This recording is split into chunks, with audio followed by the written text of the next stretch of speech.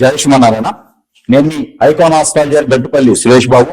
అయితే మనకి ఇప్పుడు ఈ 2025 సంవత్సరం మనకి ఈ 2025 సంవత్సరం చివరిగా అంటే నవంబర్ డిసెంబర్ మాసాల్లోకి వచ్చేసాం. ఇక రానున్నటువంటి దశాబ్ద కాలం వరకు కూడా అసలు ఎలా ఉండబోతుంది, అసలు ఏమిటి, గ్రహాల స్థితిగతులు ఏమిటి, ఆ గ్రహాల స్థితిగతుల వల్ల ద్వాదశ రాశుల వారికి ఎలా ఉండబోతుంది, ఈ ద్వాదశ రాశి వారికి ఉండటం వల్ల ఎవరెవరికి ఎంత మంచి జరుగుతుంది, ఏ రాశుల వారికి బాగుంటుంది దాంట్లో ఒకటి మనం తీసుకున్నట్టు దగ్గర ఈ రోజున గురువు బృహస్పతి, ఏదైతే ఈ బృహస్పతి గురువు ఉన్నదో ఈ గురువు మార్పిడి, ఈ గురువు మారడంతో ఎవరెవరికి ఎలా ఉండబోతుంది. గురువు అందరికీ తెలిసిన విషయమే. ప్రతి 14 నెలల నుంచి 16 నెలలు 17 నెలల లోపున గురువు మార్పిడి జరుగుతూ ఉంటుంది. స్థల మార్పిడి అనేది ప్రతి సంవత్సరంలో ఒకసారి మనం చూసినప్పుడు సంవత్సరాల్లో ఒకసారి గురువు అనేది మారుతూ ఉంటాడు. అలానే ఇప్పుడు 2025 సంవత్సరం మే నెలలో గురువు మార్పిడి జరిగింది. ఎక్కడి నుంచి? వృషభ రాశి నుంచి మిథున రాశికి. అయితే మిథున రాశిలో మార్పిడి జరిగినప్పటికీ తను ఒకే దగ్గర అలానే స్థిరంగా ఉండకుండా వెనక్కి ముందుకి, ఒక స్థానం ముందుకి ఒక స్థానం వెనక్కి అలా వస్తూ ఉంటాడు. అలాగా పరిగణన తీసుకున్నట్టయితే గనక ఇప్పుడు మనకి అక్టోబర్ 18వ తారీఖున ఈ గురువు ఏదైతే బృహస్పతి ఉందో ఇతను కర్కాటక రాశిలో సంచరించడం మొదలవుతుంది. ఈ కర్కాటక రాశిలో ఎన్ని రోజులు ఉంటారా అంటే 45 రోజులు ఉంటాడు. మళ్ళీ డిసెంబర్ 5, 2020 సంవత్సరం వరకు కూడా ఈ కర్కాటక రాశిలోనే సంచరిస్తూ ఉంటారు. దీని వలన ఈ కర్కాటక రాశిలో సంచరించేటువంటి నెల ఈ ఒక 40 రోజుల సమస్య కాదు కదా. ఈ 40 రోజులతో బేస్ చేసుకొని రానటువంటి కాలం మొత్తం కూడా మనకి రానటువంటి 2025 సంవత్సరం వరకు కూడా గురి యొక్క సంచారం వలన ఎప్పుడెప్పుడు ఏ గ్రహం వలన మనకి ఈ గ్రహాల మార్పిడి వలన ముందు ముఖ్యంగా గురువు మారడం ద్వారా ఏ రాశి వారికి ఎలా ఉండబోతుంది, వారి జీవితంలో ఎలాంటివి కొనసాగుతాయి అనేది ఒకసారి మనం పరిశీలన తీసుకున్నట్టయితే కనుక ముందుగా అలానే మనం అనుకున్నట్టుగా ఈ రాశి వారు అయితే కనుక వారు అనుకున్నటువంటి దానికి అన్ని కూడా కొనసాగాలంటే కూడా పరిహారాలు ముఖ్యంగా అవసరం కదా. ప్రతి ఒక్కరికి కూడా ముఖ్యంగా పరిహారాలు అనేది చాలా అవసరం. అవి ఎందుకు అత్యవసరం అంటే కనుక దేవుని యొక్క ధ్యానం, దేవుని యొక్క ధ్యానం, దేవుని యొక్క ఆ యొక్క ధ్యానంలో ఉండడం వలన మనము పూజ, యజ్ఞ, యాగ, హోమాలు చేయించడం ద్వారా మన స్థోమత పొంది దేవుణ్ణి నమ్ముకోవడం ద్వారా కూడా మనకి ఇష్టదైవానికి, కులదైవానికి ఇలా ప్రాంతీయ ఆచార ప్రకారం కొన్ని ఉంటాయి. అవి కూడా మనం చేసినట్టయితే కనుక ఖచ్చితంగా ఆ పరిహారాలకు నిమిత్తం చేసుకుంటే ఆ గురువు కాదు, గురువు నీచంలో ఉన్నా, గురువు ఎట్లా ఉన్నా కూడా వర్తనంలో ఉన్న మన మీద గురువు యొక్క అశుభ దృష్టి కొంతమేర తగ్గినా కూడా 360 డిగ్రీ నుంచి 10,030 డిగ్రీలు వచ్చినా కూడా ఆ గురువు వలన తగ్గుతుంది. అలాంటి సందర్భంలో కూడా మనం ఇబ్బంది పడకుండా అంటే పరిహారాలు కూడా చాలా ఇంపార్టెంట్ అయిన విషయం. కాబట్టి ఈ యొక్క రాశి వారు కనుక ఖచ్చితంగా గురువుకు సంబంధించిన పరిహారం చేసుకున్నట్లయితే ఇక మీకు ఆ గురువుకు సంబంధించిన అదృష్టం ఖచ్చితంగా ఉంటుంది. దాంట్లో ముఖ్యంగా ఈ రాశి వారి కనుక ఎల్లో సఫేడ్ అంటే కనక పుష్యరాగం అని ఒక స్టోన్ ఉంటుంది. మీ అందరికి మాక్సిమం తెలుసుంటుంది. కనక పుష్యరాగం అని ఉంటుంది. ఒక్కొక్క రాశి వారిలో అంటే శుక్రుడు కొంచెం బాగా యోగిస్తున్నాడు కానీ గురువు ఒకటి తక్కువ ఉంది అనుకుంటే గనక వాళ్ళకి వైట్ సఫేర్ అని ఉంటుంది. అంటే కనక పుష్యరాగం ఎలానో వైట్ సఫేర్ అంటే తెల్ల పుష్యరాగం అని ఉంటుంది. దాంట్లో చంద్రుడు, శుక్రుడు, అలానే గురువు, బృహస్పతి వీళ్ళందరూ కూడా దాంట్లో కలిసి వస్తుంది. కాబట్టి ఎక్కువగా వైట్ సఫేర్ పెట్టుకోవాల్సినటువంటి రాశులు కొన్ని ఉంటాయి. అందులో మీ యొక్క పర్సనల్ హారోస్కోప్ తీసుకోవాల్సి వస్తుంది. అయితే ముఖ్యంగా ఈ వైట్ సఫేర్ అయితే ఈ రాశి వారికి అత్యద్భుతంగా పనికొస్తుంది. 200 నుంచి 3 క్యారెట్లు పెట్టుకోవాల్సి వస్తుంది. చూపుడు వేలికి, కుడి చేతి చూపుడు వేలికి పెట్టుకోవాలి. అలానే ఇది ఏదైనా శుక్రవారం లేదా గురువారం ఉదయించే సూర్యునికి చూపించేసి ఓన్లీ వెండిలో మాత్రమే చేయించుకోవాలి. పంచలోహాల్లోనో బంగారంలోనో కాదు, వెండిలో మాత్రమే చేయించుకొని ఉదయించే సూర్యునికి చూపించేసి గురువారం లేదా శుక్రవారం ఉదయం కనుక పెట్టుకున్నట్టయితే ఆ గురువుకు సంబంధించినటువంటి లోపం అనేది కొంతమేర తగ్గేటువంటి ఆస్కారం కనబడుతోంది. ఆ గురువు ఏమేమి పనులు చేస్తాడో ఆ మీద చేసేటువంటి ఆస్కారం, అవకాశం అయితే ఖచ్చితంగా ఉంటాయి. అలానే మీకు మరొకటి పసుపు కొమ్ములు ఉంటాయి. మీకు పసుపు కొమ్ములు అందరికీ తెలిసి ఉంటాయి. ఈ పసుపు కొమ్ములు ఒక 2 లేదా 4, 3 తీసుకోకూడదు. 2 లేదా 4 కొమ్ములు తీసుకొని అది ఒక తెల్లని వస్త్రం అంటే శుక్రుడితో సమానం, చంద్రుడు ఆధీనంలో ఉంటారు. కాబట్టి తెల్లని వస్త్రంలో పసుపు కొమ్ముల్ని 3 లేదా 2 లేదా 4 ఒకటి ముడుపులా కట్టాలి. దాంట్లో జమ్మి ఆకు కొంత వేయాలి.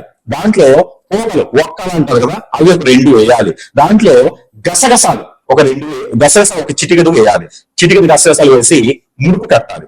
ఈ ముడుపు కట్టినటువంటి ఈ ముడుపుని తెల్లని వస్త్రం అన్నాం కదా, ఈ తెల్ల వస్త్రంలో కట్టినటువంటి ముడుపుని ఎక్కడైనా మీకు ఇష్టదైవం కులదైవం అలా ఏమైనా ఉంటే గనక ఖచ్చితంగా అక్కడ మన ఇంట్లో కాదు ఆలయాలు గనక ఆ ముడుపుని గురువారం లేదా శుక్రవారం కనుక పెట్టినట్టయితే మీరు అనుకున్నటువంటి పనులు సకాలంలో పూర్తవుతాయి. అవి ఎలాంటి మనం ఇంకా జాస్తం అనుకున్నాం కదా, భార్యాభర్తల మధ్యన ఎడబాటు, పెళ్లి అయ్యి పిల్లలు పుట్టినటువంటి వారికి సకాలంగా పిల్లలు పుట్టేదానికి ఇవన్నీ కూడా సానుకూలంగా పోయేదానికి ఉంటుంది.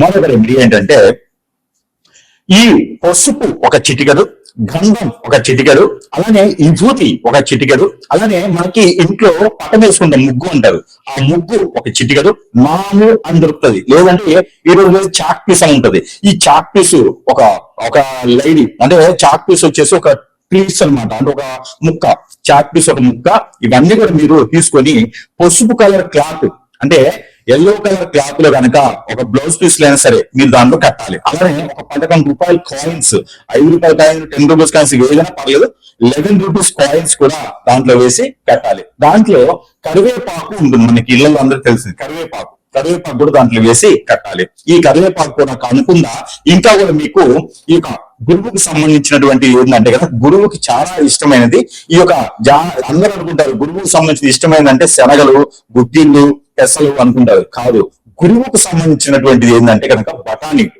ఈ యొక్క బఠానీలు తీసుకొని మనము ఇంతకుముందు మనకి తెలుసుంటది, గట్టిగా ఉంటే బఠానీలు, వేపినటువంటి బఠానీలు మనం విడిగా తింటూ ఉంటే పళ్ళకి కొంచెం గట్టిగా అనిపిస్తాం అనమాట. అలాంటి బఠానీలు తీసుకుంటే గురువుకి చాలా ఇష్టమైనటువంటి ఆహారం బఠానీలు. కాబట్టి ఆ బఠానీలు ఒక దోచెడు అంటే ఒక 20 గ్రాముల నుంచి 50 గ్రాముల బఠానీలు కూడా తీసుకొని అదే ఒక తెల్లని వస్త్రం బ్లౌజ్ పీస్ తీసుకొని కట్టేసి ఆ ముడుపుని మన సింహద్వారానికి ముందు అలా కట్టాలి.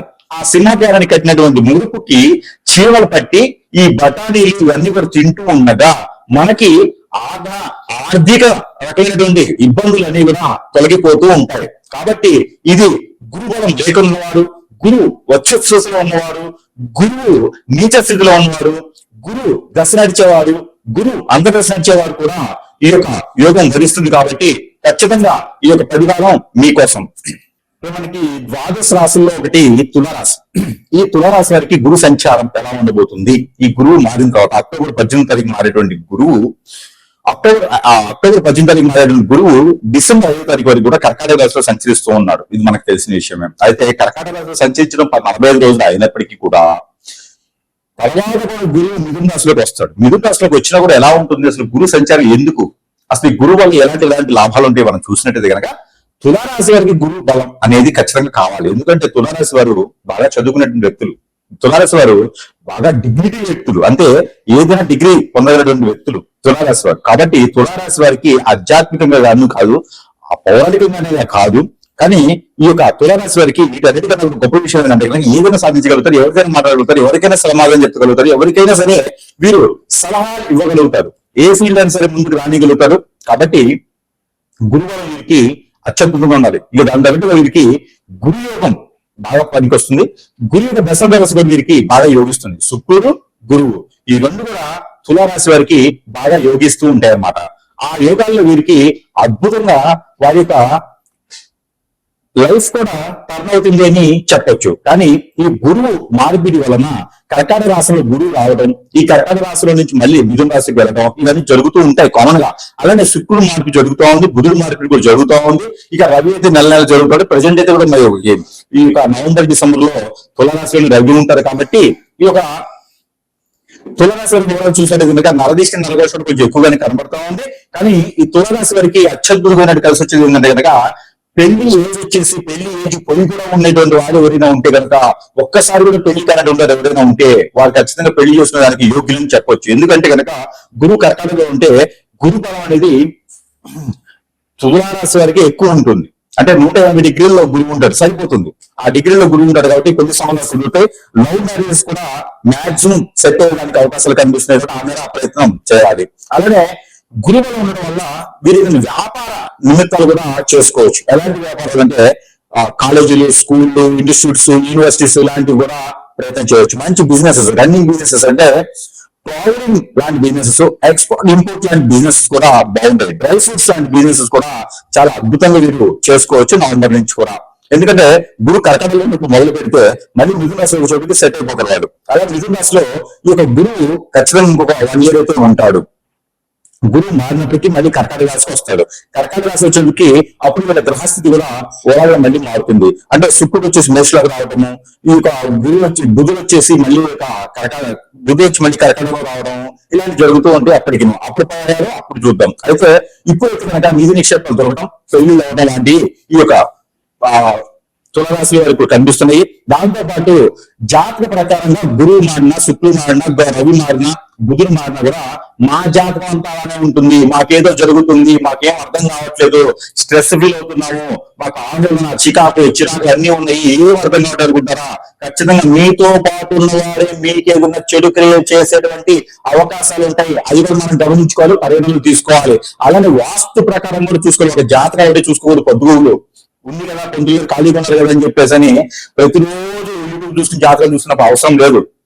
వాస్తు చూడాలి, మన యొక్క దశ చూసుకోవాలి. అవన్నీ కూడా మీకు సరిపోతాయంటే, మీకు ఇంకా పనవట్లేదంటే మీకు ఏదైనా చెడు జరిగి ఉండొచ్చు. ఖచ్చితంగా ఆ చెడు జరిగింది తెలియాలంటే మీ సమీపంలో ఉన్నటువంటి గురువు దగ్గరికి వెళ్తే వారి యొక్క సంతృప్తి చేస్తే కనుక వారు పరిశీలన చేసి మీకు వివరించడం, దాని పరిహార మార్గాలు చూపిస్తారు. అప్పుడు మీకు అనుకున్న పనులు అవుతాయి. అంతేగాని జాతకాల్లో బాగాలేదు, గురువు గారు సరిగ్గా చెప్పలేదు కాదు.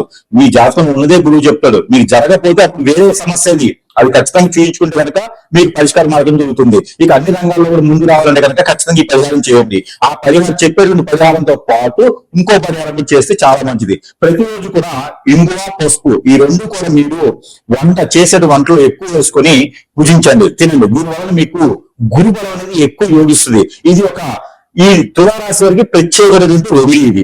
దాంట్లో పాటు ఇంకొక పరిహారం కూడా మీరు చేసుకుంటే అదృష్టవంతులకి ఉంటుంది. కాబట్టి ఈ పరిహారం కూడా మీకోసం.